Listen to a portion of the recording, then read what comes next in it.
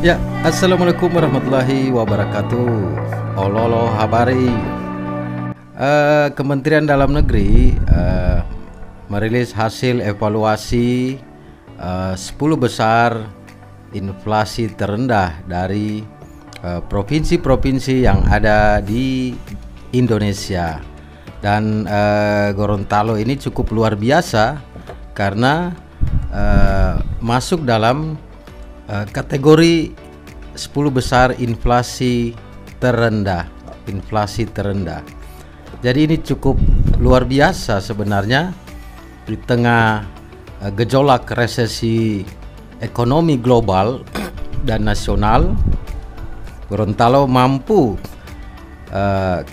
menekan laju inflasi. Ini tentu saja banyak resep-resep dari pemerintahan Provinsi Gorontalo ya, yang dalam hal ini Penjagup Hamka Hendra Nur. Ini harus kita apresiasi juga karena ini tidak mudah ya menekan laju inflasi itu. Dan Gorontalo masuk 10 besar inflasi terendah nasional tahun ini. Ini cukup menarik. Kita belum tahu seperti apa resep yang jelas. Sepertinya Hamka Hendra Nur sebagai Penjagup bekerja dalam sunyi dan strateginya dan resepnya ini bisa dibilang menuai hasil yang positif. Itu. Coba kita lansir dari sebuah berita informasi dari Kominfo ya. Itu. Kementerian Dalam Negeri Kemendagri merilis daftar daerah dengan inflasi terendah dan tertinggi bulan November tahun 2022. Evaluasi disampaikan oleh Mendagri dalam hal ini Tito Karnavian secara daring yang diikuti oleh penjabat Gubernur Gorontalo Hamka Hendra Nur dan jajarannya Senin 26 Desember 2022. Inflasi di Provinsi Gorontalo bulan November 2022 tercatat 5,41%, di bawah Provinsi Sulawesi Barat, Banten, dan Kepulauan Riau, masing-masing 5,36%, 5,34%, dan 5,26%. Untuk inflasi terendah yakni Maluku sebesar 3,26%, DKI Jakarta 4,11%, dan Sulawesi Utara 4,30%. Ditemui usai Rakoref, Penjagup Hamka membeberkan sejumlah strategi yang telah dilakukan Tim Pengendali Inflasi Daerah TPID Gorontalo. Sedikitnya ada 12 langkah yang sudah dilakukan, di antaranya menganggarkan belanja wajib perlindungan sosial sebesar 5,3 miliar atau 2,21% dari total APBD 2022. Kemudian mencanangkan gerakan masyarakat menanam cabai germas Battari 35.000 bibit yang diikuti kabupaten kota, serta penanganan pasar murah di 30 titik sepanjang tahun 2022. Ini menarik. Artinya ini berarti PJ Gubernur Gorontalo memang telah melakukan atau melaksanakan sejumlah strategi seperti yang dikatakan. Jadi strategi ini tentu saja efektif itu, tapi memang banyak yang tidak mengetahui, karena wajar kalau kemudian PJ Gubernur harus bekerja di dalam sunyi dia gitu. Dan hasilnya memang dinilai oleh Mendagri itu sebagai sesuatu yang cukup memuaskan dan cukup hebat itu, karena tidak mudah di antara puluhan provinsi di Indonesia Gorontalo sebagai provinsi muda atau provinsi baru dalam kondisi pasca pandemi dan tekanan resesi global, Gorontalo mampu menekan laju inflasi.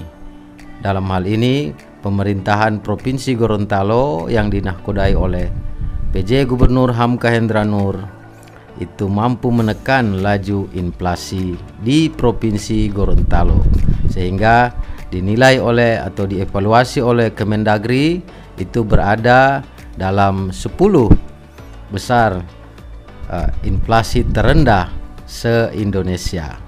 Ini adalah satu kinerja dan prestasi yang juga harus kita akui. Artinya kita juga harus mengakui kinerja dari pemimpin di Provinsi Gorontalo.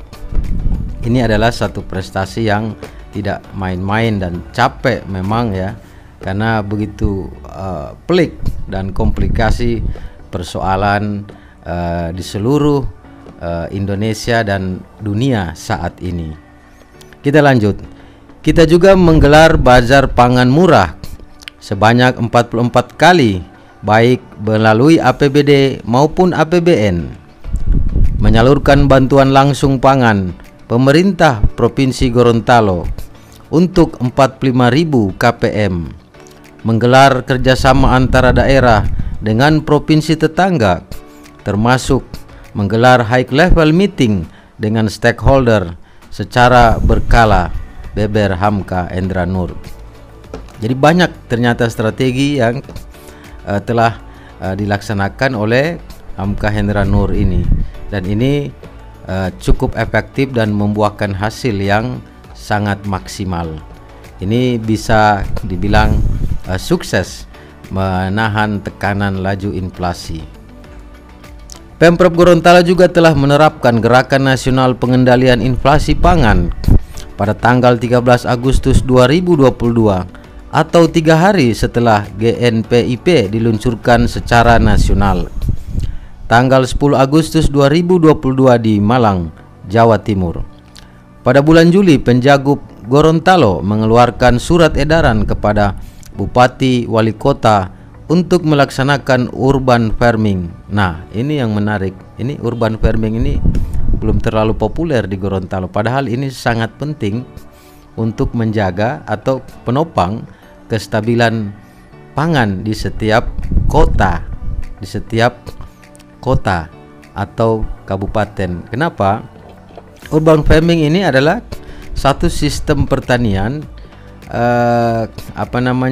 yang memanfaatkan tidak adanya lahan, namun kreatif, yaitu mencari atau membuat sebuah space dan media-media tanamnya itu berada di dalam setiap rumah warga, maupun juga di pinggir-pinggir jalan atau di ruang-ruang kota.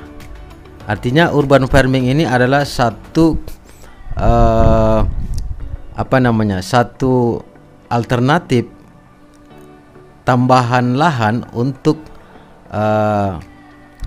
pengembangan pangan. Artinya dalam suatu kota sebenarnya kalau semua warga atau tiap rumah tangga itu menanam tanaman atau pangan konsumsi harian di setiap dinding rumahnya, di setiap halaman rumahnya, di setiap pagar rumahnya, bahkan di atas atap, itu tentu saja bisa mengurangi pengeluaran untuk konsumsi pangan harian seperti cabai, tomat, bawang, sayur itu, dan bisa dengan buah itu. Artinya urban farming ini banyak telah dilaksanakan di kota-kota besar atau negara-negara modern gitu. Dan urban farming ini cukup efektif untuk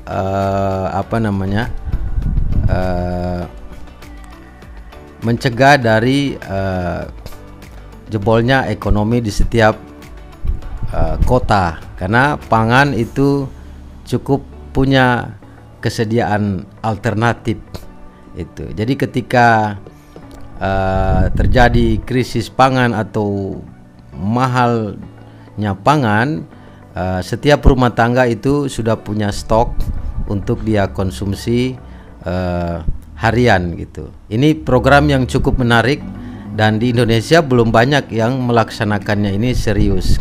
Dan kita berharap urban farming di Provinsi Gorontalo, di setiap kota Gorontalo itu berjalan dengan maksimal. Ini adalah satu tindakan awal, langkah awal yang perlu terus kita dorong dan kita support itu, baik itu dari LSM, ormas, kelompok masyarakat, warga masyarakat, dan pemerintah daerah dari provinsi, kabupaten, dan kota.